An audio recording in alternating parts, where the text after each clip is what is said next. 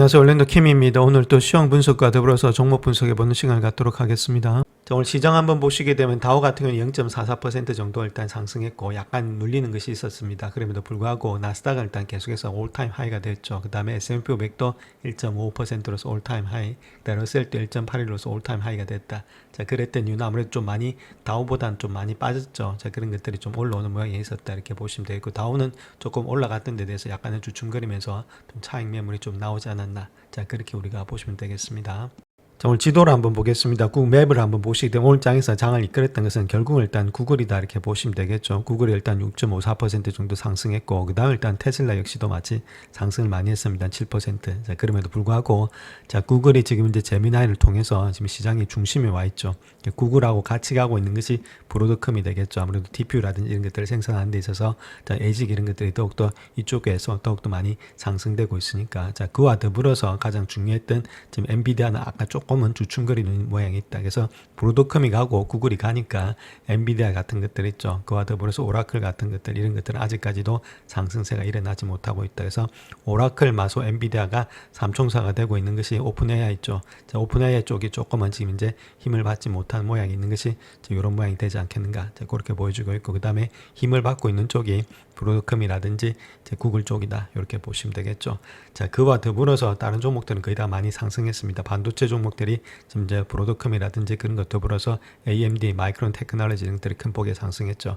전반적으로 봤을 때는 일단 반도체 업종이 좀 많이 상승했던 하루였다 이렇게 보시면 됩니다. 반도체, 그다음 반도체 장비 이런 것들이, 자, 그런 것들이 있었고, 자, 그다음 또 팔란티어라든지 이때까지 모았던 종목들이 있죠. 그래서 많이 떨어졌던 종목들이 좀 상승했다. 메타 같은 것들, 자, 그런 것들, 또 아마존도 좀 상승했고, 전반적으로 빅테크 중심으로 일단 장을 이끌고 간 하루였다 이렇게 보시면 되고, 그 다음에 많이 올라왔던 것들 있죠. 자, 그런 것들 컨슈머, 지금 디펜스 이런 것들, 지금 다우에서 좀 많이 올라왔던 종목들이 조금은 주춤거렸던 하루가 되지 않았나. 일라일리라든지 이런 것들도 좀 소강 상태 있죠. 그래서 많이 올라갔던 종목들 중심으로 좀 움직였고, 아무래도 많이 올라갔던 중심으로 조금 일단 지금 주춤거렸고, 그 다음 다른 종목들이 특히 기술주 중심으로 주가가 반등되었던 하루였다 이렇게 말씀을 드릴 수 있겠습니다. 자, 하루 동안의 퍼포먼스 한번 보겠습니다. 여기서 우리가 봐야 될 것이 커뮤니케이션 서비스 있죠. 요거 자체가 한 3.67% 정도 상승했다. 자, 아무래도 이런 것들은 구글하고 메타, 특별히 구글이 많이 가서 상승을 했다. 그 다음 테크놀로지는 반도체죠. 그래서 2.48% 상승했다. 그 다음 베이직 머티리얼스 원재료 이런 것들도 아직까지 상승의 추세가 있고, 원재료가 상승한다는 말은 아직까지 인플레이션이 그렇게 완전히 잡혔다 이렇게 보기는 힘든 모양이 있습니다. 그 다음 컨슈머 시크릿 있죠. 이거는 경기 지금 이제 순환주, 즉 말해서 테슬라라든지 아마존 이런 것들이 가서 상당히 갔다. 이런 종목들 아무래도 가는 종목들이죠. 그래서 지금 이제 아무래도 기술주 중심으로 갔다 이렇게 보시면 되겠고, 그다음에 컨슈머 디펜스 있죠. 이렇게 경기 방어주 이런 것들이 1.2% 정도 하락을 했다. 이렇게 보시면 되는데, 자, 여기서 우리가 봐야 될 것이 오늘 장에서는 기술주가 갔죠. 그 다음에 요 종목이 좀 쉬고 있죠. 요 종목 쉬고, 요 종목이 달릴 때 기술주가 쉬었죠. 자, 그런 식으로 매기가 돌고 있다는 겁니다. 자, 그렇다면 순환으로 매기가 돈다는 말은 주가 자체가 뭉개지지가 않았다 그 뜻을 이야기하고 있습니다. 만약에 장 자체가 완전히 뭉개진다면 이런 것들이 다 같이 내려갈 때 있죠. 다 같이 내려가면서 적어도 한 2, 3일 이런 것들이 계속해서 반복되면서 같이 내려갈 때, 그럴 땐 장이 다 빠진다고 보시면 됩니다. 자, 그럴 때가 우리가 털고 나올 때지. 자, 이렇게 장이 계속해서 요쪽 갔다 요쪽 갔다 옮겨 다닐 때는 털고 나올 때가 아니다. 단지 일단 자금만의 순환이 일어나고 있다. 자, 그렇게 보시는 게 정상이다 이렇게 말씀드립니다. 자, 오늘의 지수 한번 보겠습니다. S&P 500 지수 자체가 1.5% 상승하면서 이렇게 되고 있죠. 그래서 지금 목요일 날에 큰 폭이 하락했던 것을 거의 다가 일단 많이 하면서 다 올라왔습니다. 21선은 아직까지 저항은 좀 받고 있지만은, 자, 그럼에도 불구하고 직전 저점 라인 때 있죠. 요 라인 때를 완전히 깨지 않고 다시금 반등되고 있다. 그렇다면 이렇게 쌍바닥으로 갈 수 있다. 이렇게 말씀드릴 수 있겠죠. 이런 것들 좀 트레이드가 이야기하고 있는데, 그런 것들 나중에 한번 말씀을 드리겠고, 자, 그나마 지금 모습에서 본다면 6% 정도 하락이 됐고, 자, 지금 모습에서 한 3% 정도 하락이 되어 있는 상태에 있습니다. 그래서 조정이 거의 다가 일단 마무리된 상태가 되지 않겠는가 그렇게 보여지고 있습니다. 이렇게 됐던 것은 아무래도 다른 것보다는 금리 인하에 대한 향방이 조금은 결정이 되고 있기 때문에 주가 자체가 완전히 돌아 나갔다 그렇게 보시면 되겠죠. 그렇다면 거기에 대한 주범이 어떻게 되고 있는지, 자, 거기에 대해서 나중에 깊이 있게 한번 말씀을 드리겠고, 그래서 이런 장세가 유지가 되고 있기 때문에 주가 자체가 여기서부터 완전히 빠져서 없어진다 이렇게 보긴 힘들겠죠. 그래서 이렇게 나타났던 이유가 주가가 많이 올라갔던 경기 순환주 중심으로 좀 매기가 돌았다는 것들. 그래서 주가가 빠질 때 경기 순환주 중심으로 돈이 돈다는 말은 아직까지도 이제 이쪽에서 일단 순환이 되고 있다는 것이 시장을 완전히 빠져나갔다 그렇게 보기 힘들다는 거죠. 자, 그런 것들이 연출되면서 주가의 상승 운동력이 되었다 이렇게 말씀을 드립니다. 자, 그 다음 또 두 번째는 가장 중요했던 게 비트코인 있죠. 누차 말씀을 드렸지만 비트코인 직전 저점 요 라인대가 75,000대라고 말씀을 드렸고 74,000대, 5,000대. 자, 그 라인대만 지켜준다면 주가는 큰 폭으로 일단은 하락하진 않는다. 자, 근데 80,000대에서 조금 일단 반등이 들어왔다는 이야기가 되겠죠. 그런 가운데 있고 자, 많이 내려갔다고 말씀을 드렸습니다. 내려가는 폭이 거의 한 5파 정도까지 꺾였죠. 1파, 2파, 3파, 4파, 5파까지 완전히 꺾였기 때문에 어느 정도일 때는 지금 여기서는 매수세가 들어오고 있었다. 그래서 거래량도 좀 많이 늘어났던 것이 이렇게 투매있을 때 있죠. 투매할 때, 자, 이렇게 보통 보면은 사람들이 던질 때가 있습니다. 거의 대부분의 사람들이 던질 때. 자, 그럴 때 보면 거래량이 상당히 많이 터지죠. 이런 식으로 일단 던질 때 보면은 목요일 같은 경우 거래량이 많이 터질 때, 자, 그때 일단 지금 이제 큰 손들이 또 받아내고 있죠. 물론 큰 손들이 떠났기 때문에 이거 자체가 바로 일단 급반등해서 V자로 올라가기는 조금 시간이 걸립니다. 그럼에도 불구하고, 자, 이런 식으로 일단 거래량이 막판에서 거래량이 터질 때 이럴 때는 보통 보면은 거의다가 일단은 바닥을 찍었다 이렇게 보시면 됩니다. 그래서 바닥이 어느 정도 확인이 되는 것이 비트코인에서 나타났기 때문에 주가 자체가 약간의 턴어라운드가 되고 있는 모양이 되지 않았나. 자, 그렇게 우리가 볼 수 있겠습니다.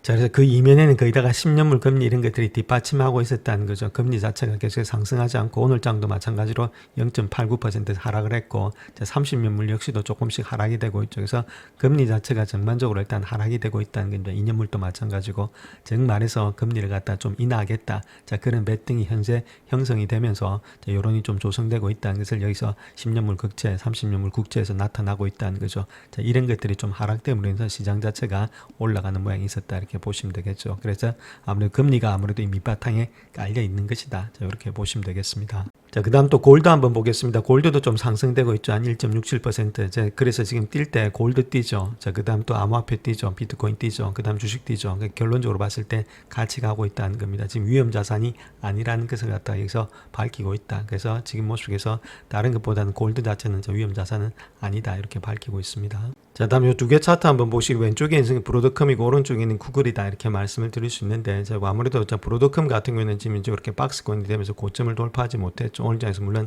한 11% 정도 상승을 했지만은 자, 그럼에도 불구하고 지금 이제 구글 같은 경우에는 고점을 완전히 돌파하면서 나는 이제 300불 위에서 놀겠다. 자, 그 뜻을 밝히고 있죠. 그만큼 일단은 주도주의 역할을 감당하고 있는 것이 구글이 되고 있다. 이렇게 보시면 됩니다. 그 다음에 1등이 구글이 되고 있고 2등이 브로드컴에서 일단 쫓아오는 그런 모양이 있다. 이렇게 보시면 됩니다. 얘가 오늘자에서 많이 올라왔지만은 그럼에도 불구하고 아직까지는 주도주는 구글이 되고 있다. 이렇게 보시면 되겠죠. 그런 가운데이기 때문에 얘가 가고 있고 다른 종목들이 거기다가 따라오는 모습을 갖고 있다. 그렇게 우리가 보시면 되겠습니다. 자, 그래서 Fear and Greed 인덱스 한번 보겠습니다. 공포 탐욕 지수 있죠. 요거 자체가 극도로 지금 현재 공포에 있다는 겁니다. 14 정도 되고 있었죠. 물론 한 자리 숫자 됐을 때 그럴 때 들어가야 되는데 극도의 공포에 있을 때는 사람들이 돈을 갖다 넣지를 못합니다. 자, 그렇게 하다가 익스트림 그리드 될 때 있죠. 탐욕이 극적하게 뛰어오를 때, 자, 그럴 때 다들 일단 돈을 갖다가 넣는다는 겁니다. 더 많이 올라갈 줄 알고. 자, 실질적으로 내려갈 때 돈을 넣어야만 답이 나오는데, 자, 그렇게 하기가 쉽지가 않다는 겁니다. 이게 다 본능하고 다 반대로 되기 때문에 본능을 이길 힘은 꾸준한 연습, 그 다음에 일단은 지금 이제 펀더멘탈이 돼 있어야 된다. 하루아침에 되는 게 아니고 자, 주식은 여러 가지 경험치가 적어도 2-3년 이상은 쌓여야만이 제대로 된 그런 것들을 볼 수가 있다. 이렇게 보시면 되겠죠. 사이클을 갖다가 한번 돌리고 그런 것들을 자기 나름대로 마음에 일단 깊이 새기고 그런 것들이 될 때야만이 주식이 될 수 있다. 그래서 어느 정도의 경험치는 있어야 된다. 이렇게 말씀을 드립니다. 자, 그런 가운데 있기 때문에 우리가 집중할 곳은 회사가 잘 되고 있느냐. 자, 거기다가 더욱더 집중을 해야 된다. 이렇게 말씀을 드릴 수 있겠고 또 하나 더 말씀을 드리겠다면 P 레이쇼 있죠. P 레이쇼의 구성 요소가 누차 말씀드렸지만 EPS에다가 멀티플이라고 이렇게 말씀을 드렸습니다. 자, 그럴 때 우리가 멀티플에다가 신경 쓸 게 아니라 항상 회사의 기본적인 가치 있죠. 그래서 earning이 가고 있느냐 거기다가 신경 써야 된다. 멀티플은 이렇게 왔다 갔다 합니다. 익스트림이 있다가 이쪽으로 왔다 갔다 사람들의 심리에 따라서 그럴 때 우리가 지금 집중해야 될 것은 EPS다. earning 이익이 갖고 있는지 이익이 나고 있는지 그런 것들을 집중하자 이렇게 말씀을 드립니다. 자, 시장을 계속해서 일단 장 마감까지도 상승세를 이끌었던 이유를 본다면 샌프란시스코의 연준의 총재 메일리 데일리 역시도 다음 달에 중앙은행 회의에서 금리를 갖다 인하하는 것을 지지한다. 자, 그렇게 말하면서 주가가 계속해서 상승되는 것들이 있었죠. 그래서 인플레이션의 급증보다는 고용시장의 급격한 악화가 더 가능성이 높고 관리하에서 어려울 것이다. 그렇게 보기 때문에 아무래도 금리를 인하 지지한다. 그렇게 이야기를 하고 있죠. 그래서 지금 이제 금리 인하 쪽으로 많이 돌아서고 있기 때문에 시장 자체가 어느 정도 반영하고 있는 것이 아니겠는가. 자, 그렇게 볼 수가 있겠습니다. 자, 지금 시장을 움직이고 있는 힘은 아무래도 다른 것보다는 금리 인하입니다. 금리 인하에 따라서 시장이 많이 왔다 갔다 하고 있는데 지금 이제 보트하는 사람들이 있죠. 그래서 볼더번 지금 이제 가버널스 한번 보겠습니다. 어떤 식으로 일단 이 사람들이 생각하고 있는지. 자, 제롬 파월 같은 경우에 있어서는 언클리어입니다. 아직까지 확실히 결정하지 못했다. 그다음 필립 제퍼슨 있죠. 바이스 체어맨 여기도 마찬가지로 언클리어이죠. 아직까지는 지금 이제 결정하지 못했다. 미셸 보우만 같은 경우는 컷하겠다. 그렇게 말하고 있고 마이클 바는 아직까지는 정지하겠다. 저 그렇게 말하고 있습니다. 그 다음에 리사 쿡 아직까지는 언클리어하다. 확실히 모르겠다. 그 다음에 스테판 마이런 같은 경우는 컷하겠다. 뭐 당연하겠죠. 자, 크리스토퍼 월러 같은 경우도 마찬가지로 컷하겠다. 그래서 컷이 3명이고 지금 이제 아무래도 정지하겠다는 사람 1명인데 언클리어 된 사람 지금 3명이죠. 그렇기 때문에 아직까지는 확실치가 않은데 조금이라도 컷 쪽으로 좀 많이 돌아서고 있는 거 아니냐. 자, 그렇게 우리가 먼저 보실 수가 있겠습니다. 자, 그 다음 또 가장 중요한 것이 리저브 뱅크 연준에서 일단 투표할 수 있는 프레지던트들이 좀 뭐 난포팅한 투표할 수 없는 사람도 우리가 볼 필요 없습니다. 그 중에 가장 중요했던 사람이 존 윌리엄스입니다. 뉴욕의 연준 총재. 이 사람이 컷하겠다. 자, 그렇게 이야기를 했고, 뭐, 수잔 콜린스라든지 이런 사람들이 있죠. 자, 이런 사람들 굴습이라든지 이런 모슬림이라든지 이런 사람들은 거의다가 일단 중지하겠다. 자, 그렇게 했는데, 자, 우리가 봐야 될 것이 12명입니다. 총 12명. 자, 12명 중에서 지금 이제 컷하겠다는 사람이 1명, 2명, 3명, 4명이죠. 4명 정도 되고 있고. 자, 그 다음 아직까지 결정을 안 내린 사람인데, 하나, 둘, 3명 정도 결정을 안 내렸다는 겁니다. 그렇다면은 적어도 3명만 돌아서게 되면은 조금은 컷할 가능성이 많이 있겠죠. 그 다음에 여기 있는 사람들도 뭐 돌아설 가능성도 있겠고, 그래서 가능성이 조금은 완전히 없다가 많이 생겼다는 겁니다. 그 이유는 다른 사람이 아니고 존 윌리엄슨 때문에 이런 가능성이 많이 생겼다는 거죠. 자, 그로 인해서 주가가 지금 이제 반등되고 있는 그런 현실이 되지 않나. 자, 그렇게 보여지고 있습니다. 자, 오늘의 시장의 방향이 바뀐 것은 아무래도 금요일부터 시작된 윌리엄스가 시장을 좀 구했지 않았나. 자, 그렇게 볼 수가 있다는 겁니다. 칼시 시장 있죠. 도박 사이트에서는 12월 달에 25pp의 금리 인하 가능성이 한 76%는 될 것으로 보여지고 있다. 자, 이렇게 밝히고 있습니다. 그만큼 지금 이제 올라갈 가능성이 많겠죠. 금리를 인하할 가능성이 상당히 많아지고 있다. 자, 그렇게 말하고 있고. 자, 특별히 존 윌리엄스가 이야기했던 내용은 고용 위험이 증가되고 있고 인플레이션은 좀 완화가 되고 있다. 자, 그래서 한 번 더 금리 인하 쪽으로 급격히 기울였다. 그렇게 보시면 되겠죠. 그래서 선물 시장이 하룻밤 사이에 바뀌었다는 겁니다. 35에서 75%로. 자, 그것 때문에 주가 자체가 지금 이제 급반등하게 나오고 있는 그런 모양이 되지 않나. 즉, 이자 때문이다. 이렇게 말씀을 드립니다.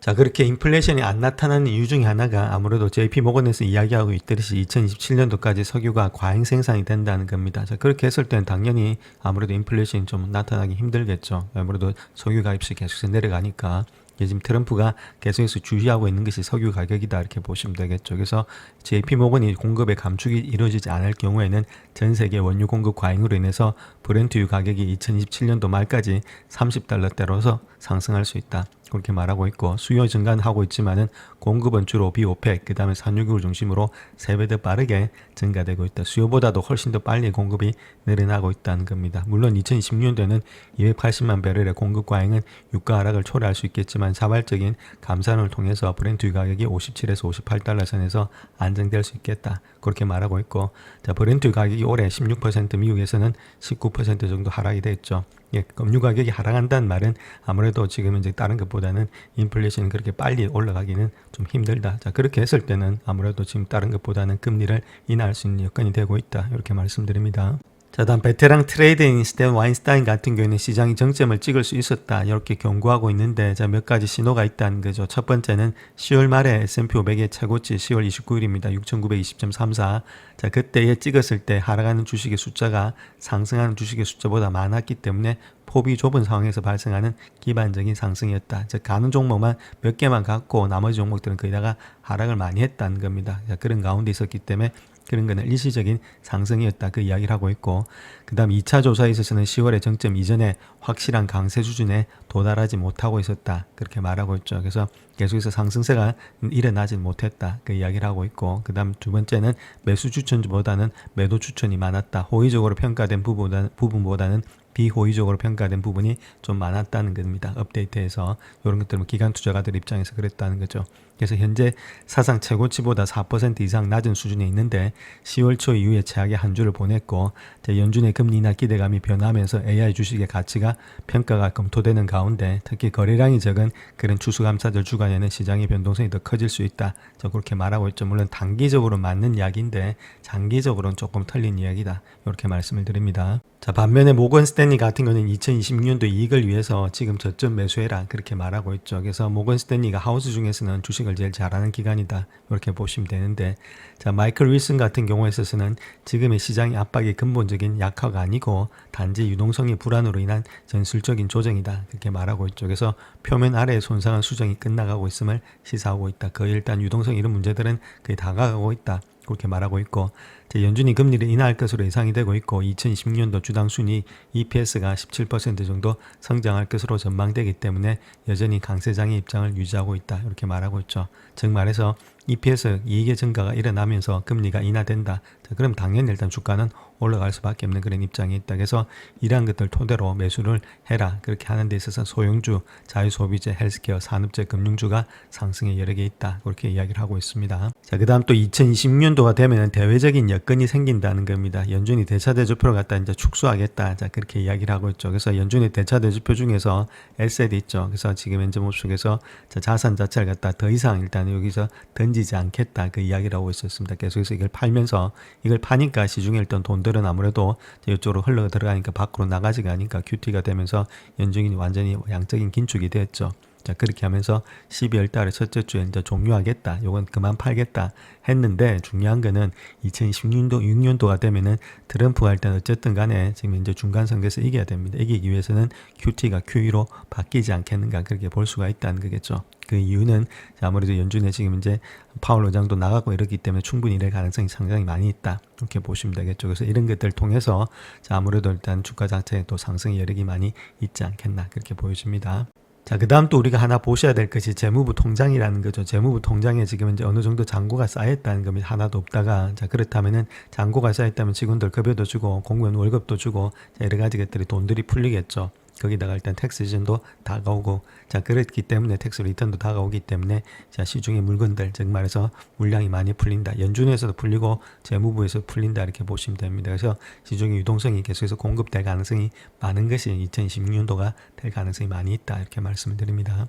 자, 그 다음 또 QRA 국채 발행 물량 한번 보겠습니다. QRA 마찬가지로 일단 큰 폭의 일단 변화는 없습니다. 자, 그런 가운데 있고, 자, 2025년도 10월 달과 비교해서 11월 달, 12월 달, 1월 달, 그 다음 2월 달, 3월 달, 4월 달까지 있죠. 그래서 지금 이제 2년짜리 노트, 그 다음에 3년짜리, 5년짜리 노트, 10년짜리 노트까지 보면 크게 일단 변화된 것은 없습니다. 뭐 단기채가 약간 늘어날 수 있는데, 그래서 계속해서 그 물량 그대로 발행이 되고 있다. 이렇게 보시면 되고, 그 다음에 중기채라든지 장기채 마찬가지입니다. 이런 것들도 마찬가지로 큰 변화는 없죠. 약간은 늘어나고 있고, 그 다음부터 뭐 비슷한 모양이 있습니다. 그래서 거의다가 채권의 물량 자체는 계속해서 발행이 그대로 유지가 되고 있다. 그렇게 보시면 되겠죠. 그래서 발행 물량이 계속해서 유지가 되고 있다는 말은 아무래도 유동성이 그렇게 급격하게 줄어들지는 않는다 이렇게 말하고 있죠. 이건 어디까지는 계획이고, 아무래도 이때 되면은 또 2020년도 6월달 되면은 또 많은 물량들이 또 발행되지 않겠나 그렇게 예측이 되고 있습니다.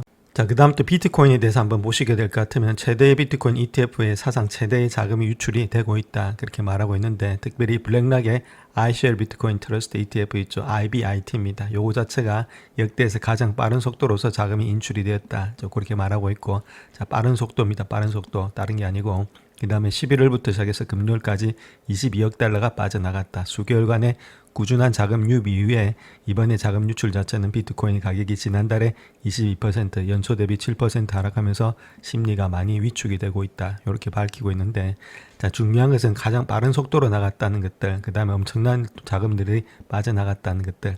자, 이런 것들은 개인들이 빠져나간 게 아니고 기관들이 빠져나갔다는 겁니다. 자, 기관들이 빠져나갔으면 주가가 오르는 데는 상당히 시간이 많이 걸린다. 자, 그렇게 보시면 되겠죠. 그래서 비트코인이 한동안 당분간 올라가려면은 상당한 시간이 많이 소요될 것으로 예측이 되고 있다. 이렇게 말씀을 드립니다. 자, 그렇다면 비트코인이 왜 이렇게 압박을 받고 있는지 도이치뱅크가 설명하고 있는데 한 5가지 정도의 이유가 있다는 겁니다. 첫 번째가 시장이 위험에 회피한다는 그런 분위기가 있다는 거겠죠. 그래서 비트코인은 독립적인 가치 저장소라기보다는 고성장의 기술 주식 나스닥 100과의 높은 상관관계가 있다는 거죠. 나스닥 100이 많이 올랐기 때문에 조정받고 있죠. 똑같은 분위기가 형성되고 있는 것이 비트코인이다. 자, 두 번째는 강경한 연준의 신호가 있다는 거죠. 파월이 12월에 금리 인하 보장되지 않는다. 자, 그렇게 경고를 했죠. 자, 그것 때문에 조금 많이 흔들린 것들이 있다. 그래서 반면에 금요일 날 존 윌리엄스가 나와서 오조를 좀 바꿨죠. 그래서 좀 반등이 되고 있는 입장에 있다. 그렇게 보시면 되겠고, 또 규제가 지연되고 있다는 겁니다. 상원에서 디지털 자산 시장의 명확 화법에 대한 진전이 둔화되고 있다는 것들, 규제가 지연되고 있으니까 지금 이제 계속해서 비트코인 이런 것들 다른 화폐들 갖다가 암호화폐를 갖다가 지금 등록시키려고 하는데 그게 안 되고 있죠. 자, 그러다 보니까 지금 이제 물량 자체가 다 나가고 없는 그런 입장에 있다. 이렇게 보시면 되겠고, 기관 자금들이 유출되고 있다는 것들, 대형 투자자들의 자금이 인출되고 있다는 것들, 이런 것들은 뭐 규제 지연하고 또 거의 비슷하게 맞물린다 이렇게 보시면 됩니다. 그 다음 장기 보유자들이 이익을 실현하고 있다는 것들, 초기 보유자는 이익을 현금하고 있다는 것들, 자, 요런 것들 한 5가지가 문제로 인해서 지금 이제 비트코인이 올라가지 못하고 있다. 그렇다면 좀 올라가는 데 시간이 많이 걸린다 이렇게 말씀드립니다. 자, S&P 500의 수준이 단기 거래 주간에 주목해야 될 수준에 있다. 그렇게 전문 트레이더들이 말하고 있는데, 자, 그 이유는 목요일 날 쉬고, 그 다음에 금요일 날 또 1시에 되면 폐장을 합니다. 자, 그러니까 아무래도 시간이 좀 짧죠. 자, 그로 인해서 좀 주목해야 될 부분들이 있다. 그 이야기를 하고 있습니다. 그래서 뉴욕 증권거래소 내부자 제2우주에 따르면 12월에 좋은 시작을 위해서는 6,550의 주요 수준을 유지해야 된다. 그렇게 말하고 있습니다. 이번 휴일로 단축된 그런 주요 지지 수준 이상을 유지할 수 있다면 연말 랠리를 기대할 수 있다. 이렇게 말하고 있죠. 그것이 6,550이다. 그렇게 말하고 있습니다. 자, 그래서 제이우드가 이야기하고 있는 내용이 여기입니다. 직전 저점 라인 때 있죠. 자, 그것이 6,550인데 이제 여기만 지켜준다면은 적전점만 지켜준다면 깨지 않고 내려온다면 쌍바닥으로 다시금 주가는 반등이 될 수 있다. 자, 그 이야기를 하고 있죠. 올라가서 이렇게 쌍바닥을 치면서 다시금 올라갈 수 있는 라인이 될 수 있는 라인이 여기다. 200일선 계속 지켜주면서 자, 그런 것들이 트레이딩 입장에서 보고 있다는 거겠죠. 그래서 그렇게 될 때는 직전 고점까지도 한번 볼 수가 있다. 자, 그 이야기를 하고 있습니다. 자, 그래서 우주가 이번 주에 주목하는 다른 여러 가지 사항들이 있는데 첫 번째가 연준 인사들이죠. 단기적으로 봤을 때 12월 9일에서 11월 회의를 앞두고 시장을 움직일 잠재력을 가지고 있다. 연준의 총재 존 윌리엄스가 시장의 반등을 도왔죠. 자, 그러면 불구하고 보스턴 연준 CEO 수잔 콜리스는 약간 불안한 그런 입장이 있다. 어떻게 일단 발표가 될지. 그 다음 대를 포함한 회사의 수익들이 있죠. 그 지난주에 모건 스탠리로부터 2차례 등급의 하향 조정을 받았다는 것들, 이런 것들 약간 불안하고, 자, 그럼에도 불구하고 $120의 지지선을 돌파할 경우에는 조금은 위기에 처할 수 있다. 그럼에도 불구하고 주가가 장기적으로 유지되거나 반등할 가능성이 있다. 이렇게 말하고 있죠. 그래서 실적과 더불어서 지금 금리가 어떻게 되는지를 계속 따져보자. 자, 그 이야기를 하고 있습니다. 자, 다음 엔비디아에 대해서 한번 보겠습니다. 뱅크 오브 아메리카 측에서는 엔비디아의 주가 하락은 숫자 5족 때문이다. 자, 그렇게 말하고 있는데 최근에 주가 하락의 원인이 투자자들의 분기 실적을 잘못 해석했기 때문이다. 자, 그렇게 말하면서 애널리스트 비백 아리아가 말하고 있는 내용이 고객들에게 강력한 수요, 전분기 대비해서 60% 증가한 220억 달러 이상의 잉여 현금 흐름, 캐시프리 캐시프로 있죠. 거기서 좀 주목해야 된다. 자, 그렇게 강조하면서 매출채권, 재고자산 이런 것들에 대해서 문제가 많았는데 그런 것들은 아무 문제가 없다. 자, 그렇게 일축하면서 저번에 말씀드렸죠. 상세하게 말씀을 드렸고 팬딩에서도 말씀을 드렸고 그렇게 말씀을 드렸습니다. 하나하나 다 분석해서. 그래서 매출채권 회준율에 있어서는 약간 개선이 되었고 엔비디아가 복잡한 블랙엘 시스템 출하를 갖다가 늘리면서 재고가 증가하고 있다. 이렇게 밝히고 있죠. 자, 그런 가운데이기 때문에 매출채권 재고자산이 큰 문제가 되는 것은 아니다. 이렇게 말씀을 드릴 수 있겠고, 자, 구글의 TPU 칩이 주목은 받고는 있지만은 엔비디아가 여전히 AI 생태계를 지배하고 있다. 모든 주요 클라우드라든지 대부분의 라지 랭귀지 모델에서 GPU가 사용이 되고 있다. 이렇게 밝히고 있죠. 그래서 여러 가지 변동성이 있음에도 불구하고 엔비디아가 매력적이다. 그래서 매수 등급 유지하면서 목표가 $275 유지하고 있다. 이렇게 밝히고 있죠. 당연히 지극히 맞는 말이다. 이렇게 말씀드립니다. 자, 다음 메타에 대해서 이야기했는데 메타 주가는 여기에서 한 30% 상승을 가능하다 이렇게 말하고 있고 BNP 같은 경우에는 메타의 AI 지출이 경쟁적 관점에서 필요하기 때문에 결국에는 성과를 거둘 것이다. 저 그렇게 말하고 있죠. 그래서 지금의 지출 자체가 당연하다 그렇게 이야기를 하고 있습니다. 자, BNP 파리바 같은 경우에는 AI 투자의 장기적인 이점을 언급하면서 메타 플랫폼에 대해서 평가를 아웃퍼폼으로 시작한다. 그렇게 말하고 있고, 자, 아무래도 자본 지출이 늘어나고 있음에도 불구하고 메타 AI 지출의 성장을 크게 가속할 것으로 보여주고 있다. 그래서 이 자본 지출이 합당하다. 그렇게 말하고 있죠. 자, 메타의 AI 모델 자체를 본다면 아직까지는 챗GPT, 제미나이와 같은 경쟁 모델보다는 좀 뒤처져 있다. 그렇게 이야기를 하고 있습니다. 자, 특별히 메타 같은 경우에는 클라우드 컴퓨팅 사업이 없다는 점에서 다른 IT 기업들과 차별화된다. 그렇게 말하고 있고, 이런 이유로 인해서 월가 일각에서는 메타가 AI에 할당한 그런 막대한 예산을 효과적으로 수익하지 못할 것이다. 그런 우려가 많다는 거죠. 자, 그럼에도 불구하고 다른 견해가 있다는 겁니다. 그래서 주식에 대해서 상향 응연을 지금 주고 있는데, 메타가 경쟁사보다 더 빠른 속도로서 자본 지출을 늘릴 수 있다는 것들. 그래서 매출의 더 큰 비중을 AI 비용에 투자할 것이다. 그렇게 말하고 있죠. 그런 측면에서 본다면 이러한 지출이 경쟁적인 측면에서 필수적인 투자가 되겠고, 더욱더 많은 성과를 거둘 수 있을 것으로 보여주고 있다. 자, 그렇게 말하고 있습니다. 그래서 결론적으로 봐서 지금 이 투자 자체가 합당하고, 그 다음 또 더 많은 투자를 할 수 있는 것이 메타의 입장에 있다. 그렇게 이야기를 하고 있습니다. 그래서 메타의 모델 기회에 대해서 좀 더 신중한 입장을 취하고 있지만은 페이스북의 모 회사의 광고에 배정된 글로벌 달러에서 더 많은 시장 점유율을 확보하는 동시에 AI 수익화를 갖다가 전반적으로 개선할 수 있는 기회가 있다. 그렇게 말하고 있고, 광고량이 증가하는 가운데 광고 가격도 상승하고 있다. 자, 그로 인해서 광고주 수요가 강세를 보이고 있음을 보여주고 있다. 그렇게 말을 하고 있죠. 자, 다음은 종목 하나 보겠습니다. 웹부시 같은 경우는 중고차 판매자가 내년까지 시장 선두주가 될 수 있다. 그렇게 말하고 있는데 그 내용에 대해서 한번 살펴보겠습니다. 자, 그 회사는 카니발이다 이렇게 보시면 되는데, 자, 아무래도 온라인 중고차 딜러십에 대한 투자 의견을 중립해서 아웃퍼폼으로 상향 조정하면서 목표가를 380달러에서 400달러로 상향 조정하겠다 그렇게 말하고 있고, 자, 올해 한 52% 급등했지만은 지난달에 13% 매도세로서 주가가 약간의 상승할 수 있는 촉매자가 되고 있다 이렇게 말하고 있죠. 자, 가장 중요한 요인으로서는 가장 가까운 경쟁사인 카맥사의 부진한 단기 실적, 더불어서 신용시장의 전반적인 우려 증가가 꼽고 있다 이렇게 밝히고 있습니다. 그래서 최근에 주가 하락은 좀 지나친 것으로 판단이 되고 있다 이렇게 말하고 있고, 상대적인 약세 기간을 활용해야 된다 그렇게 말하고 있죠. 위험 대비 보상이 매력적이라고 생각되고 있고, 가치평가 분석에 따르면 향후 하락 가능성은 좀 제한적이다. 그렇게 말하고 있습니다. 특별히 가바나의 경영진이 최근 분기에 탄탄한 성장을 달성할 수 있는 역량을 보여주었다는 것들, 그 다음에 모멘텀이 가바나 쪽으로 더욱더 유리하게 전환되고 있다는 것들, 또 4분기의 판매량 기준에서 시장의 선두 자리를 차지하고 있다는 것들, 이런 것들이 조금 더 많이 상승의 여력이 있다 이렇게 말하고 있고, 2033년도까지 연간 소매 판매 단위를 갖다가 300만 개로 늘릴 것으로 믿고 있다 이렇게 말하고 있죠. 그래서 이러한 지속 가능한 성장이 회사가 최근에 이룬 운영이라든지 기술 중심인 개선에서 비롯될 것으로 보여지고 있다 그렇게 말하고 있습니다. 그래서 지속적인 또 신용 문제로부터 비교적이 보호받고 있는 것들, 이런 것들이 가바나가 상승할 수 있는 여력이 있다 이렇게 밝히고 있습니다. 자, 그래서 레이팅을 25명이 바이든급을 주고 있고, 목표가를 본다면 415달러를 보고 있다 이렇게 말하고 있고, 기대치 대비해서 비교적 건전한 신용 실적을 유지하는 동시에 하위권 금융 상품으로부터의 서비스 확장을 지속하고 있다 이렇게 말하고 있고, 우려할 만한 점은 거의 없지만은 심리 자체가 좀 시장 전반과 동종업계의 부진한 실적에서 자유가 되고 있다 이렇게 말하고 있습니다. 자, 그래서 이러한 투자 수익률이 시간이 지남에 따라서 투자 비용보다도 훨씬 더 높아진다 그렇게 말하고 있고, 메타의 성장을 가속화할 수 있다. 자, 그렇게 이야기를 하고 있습니다. 단기적으로 증가한 자본 지출과 그에 따른 마진의 압박, 이런 것들이 경쟁력을 강화하는 데는 좀 필수적이다. 자, 그렇게 말을 하고 있습니다. 그래서 이미 AI를 통해서 효과적으로 활용이 되고 있고, AI를 활용한 사용자 경험을 개선하면서 광고 도구를 강화하고 있다. 그래서 참여도를 높이는데 상당한 진전이 있다는 겁니다. 그래서 돈을 투입해서 어느 정도 효과가 나타나고 있다. 그 말을 하고 있죠. 자, 물론 지금 현재 챗GPT라든지 오픈AI 이런 것들보다는 지금 모습에서 우리 경쟁하려면 조금은 시간은 걸린다 이렇게 말하고 있습니다.